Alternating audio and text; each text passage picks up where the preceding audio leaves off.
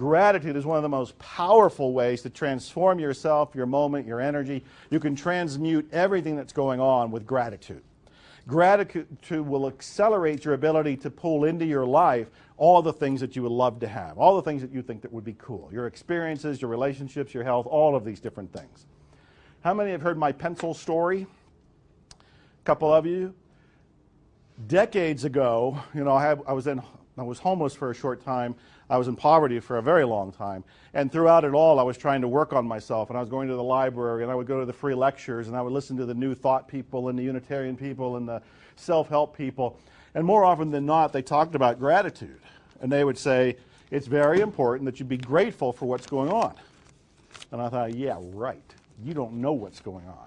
I am not grateful for this. I am not grateful for my life. I am not grateful for where I'm at. You bring me something to be grateful for, and I'll be grateful.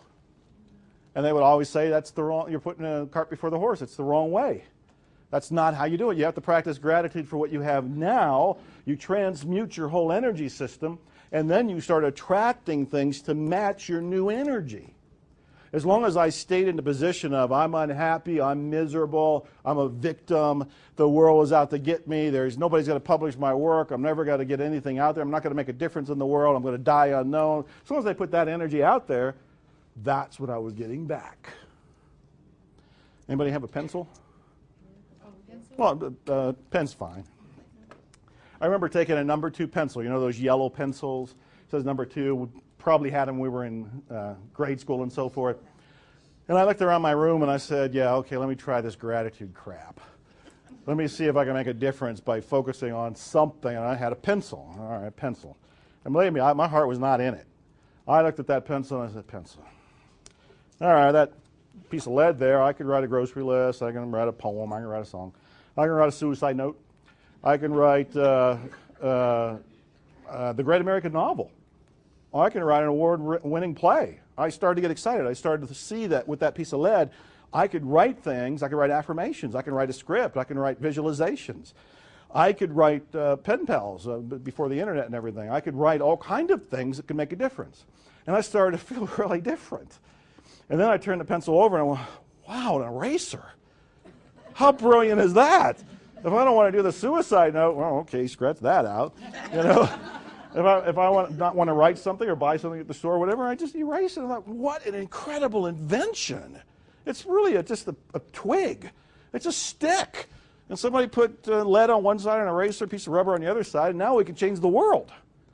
And in fact, many people did change the world with a pencil because when they were writing, the Mark Twains of the world and Harriet Beecher Stowe, and they wrote books that transformed people, they didn't have computers. They were doing it longhand.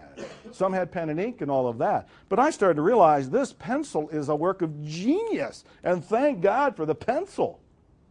Every time I feel that story, I change internally.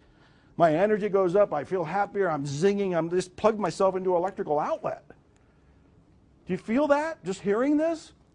And that's a guy who didn't have a job, who wasn't published, who wasn't known, who was sitting in a room in a house where the toilet was in the same room, paying a couple $100s a month. When the car broke down, my whole life fell apart because I didn't know how to pay for anything. This was deep struggle. I was married at the time, and she was struggling just as much with me, and we were unhappy, all of that. But I found a pencil, and I found gratitude for the pencil, and that pencil opened the door for me to look around and go, wow, I got a roof over my head. There's a lot. When I say a lot, I mean there's unimaginable amount of people that don't. I got a refrigerator with some food in the refrigerator. A whole lot of people don't have the refrigerator. I don't have a room for the refrigerator. And I have learned that the more you are grateful for your moments, the better the moments that come next, the more enriched they are, the more your dreams and those things that you wanted to, that you thought would be so cool, accelerate to come into your life.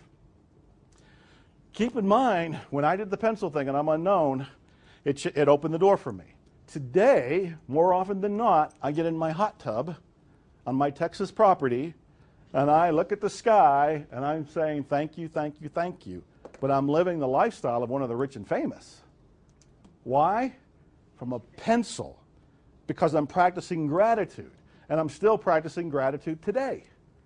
Whether it's in the hot tub or as I go about my day, I look around just to say thank you. Thank you for the coffee.